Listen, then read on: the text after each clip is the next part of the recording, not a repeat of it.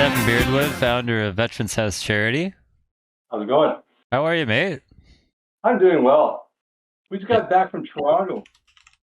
Okay. What were We you doing down there? we were running a deal with the Disability Channel. We've signed a contract, Okay. um, and so they are taking on veterans that need retraining to re-enter the workforce. So they are currently training a cohort of veterans in media. Huh. Yeah, That's exactly. It's like, interesting. oh, I yeah. keep By the way, meaning to look into that. yeah, you qualify, and you use my name when you call. Because I'll tell you, they'll pick you up really quick. Yeah, I'm gonna talk to you about that right after this interview for sure.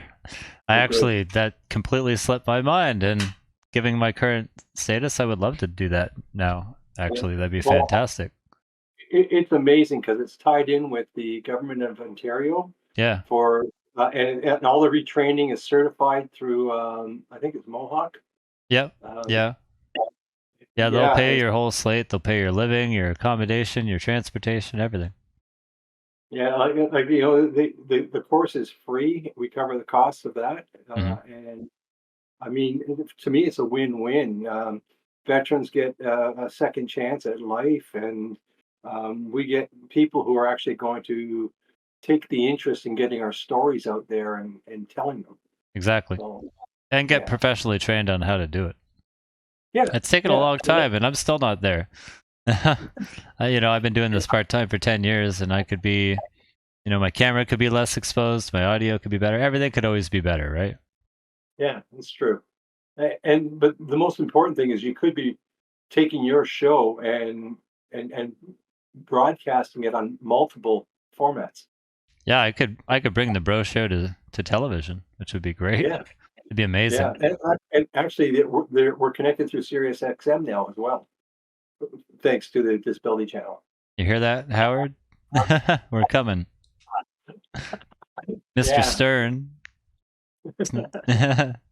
So, my first interview question for you today is super simple. What made you join the army as a young man? My Super mother, simple. my mother. Your mother. Would you Get out care? of the house, Would, man. Get out of the house. yeah? No, not quite that bad. No, she looked. She said, apparently my father had been in the reserves, so she said, you know what? Why don't you take a look at this as a summer job or a part-time job? You might enjoy it. So I went and looked, and I joined, and I soared. Yeah. Yeah, So you looked into it as a reservist and ended up going I ended. Special Forces Yeah, Commando. yeah. I after about 7 years, I transferred to the regs.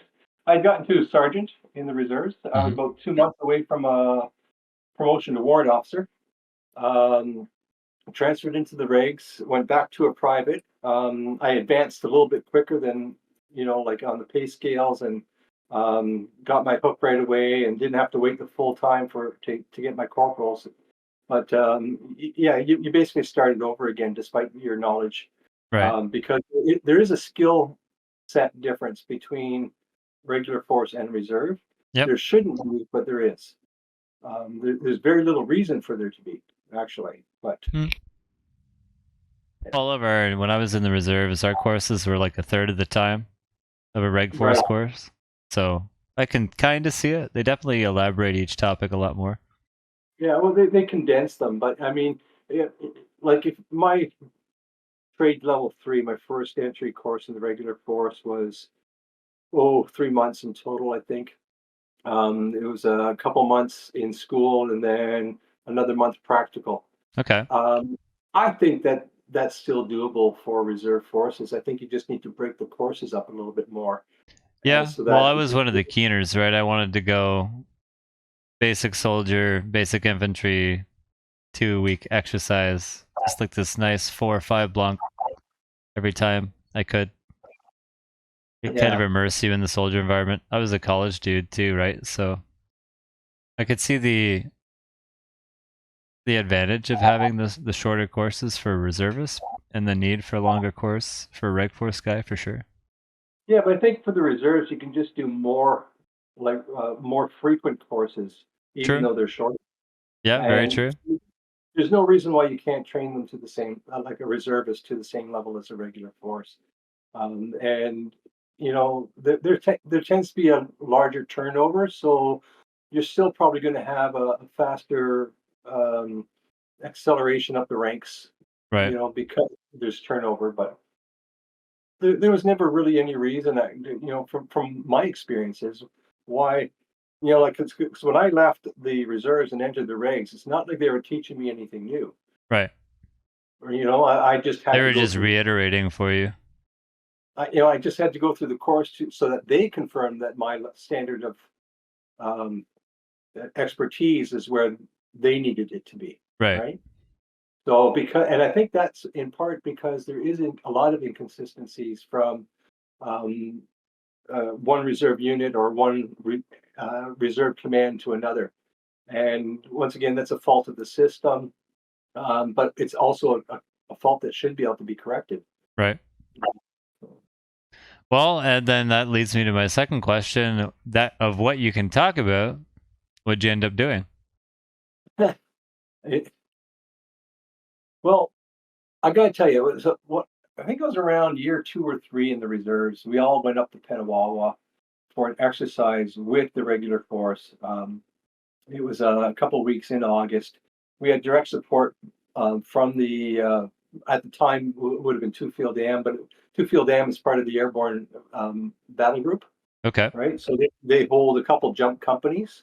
So they have a jump evac, a jump treatment company.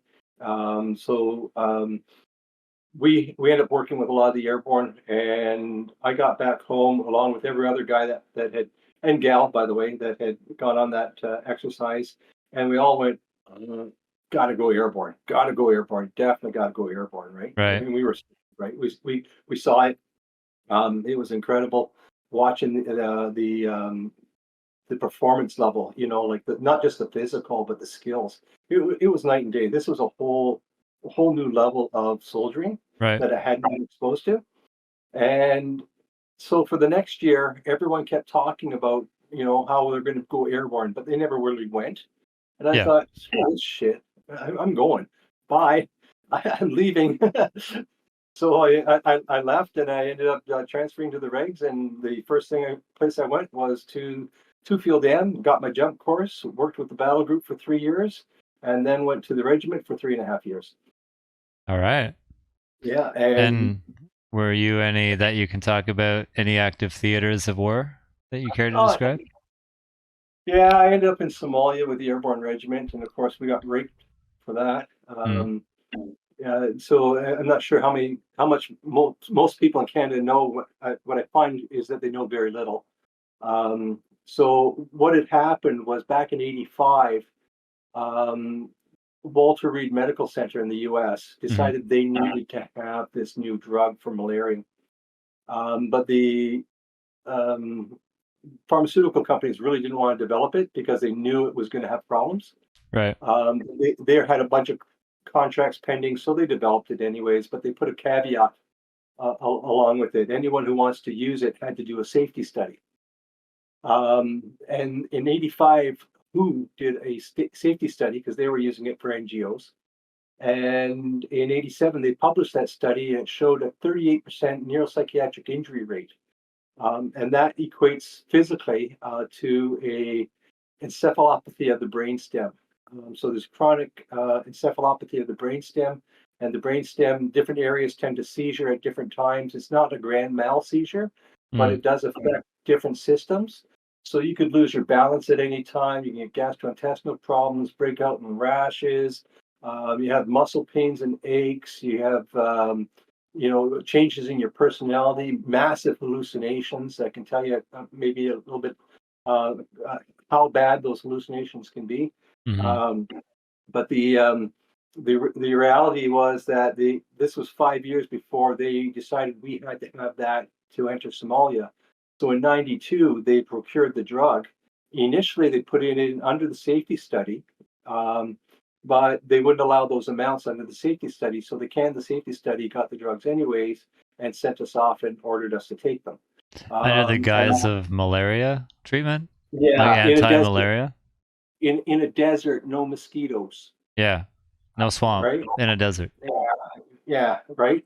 And then of course they used it again in Afghanistan, that kind of thing. So, Right. um, so there was it is kind of really interesting that like they knew what they were doing. They knew they were doing wrong. There's no way in hell that Health Canada did not know about the WHO safety study, especially in seeking licensing for this drug themselves. They chose to ignore it. They chose to bury it. They sent us all out. So now we know that there's roughly 18,000 veterans that have had this drug. At a 38% injury rate, that's 7,000 that are adversely affected by it. And Right. there's 2,213 that are engaged in a mass tort lawsuit that's probably going to cost Canada another $22.5 billion. Well, it's better they spend it on that than redacted political comment that I probably shouldn't Yeah, dive into.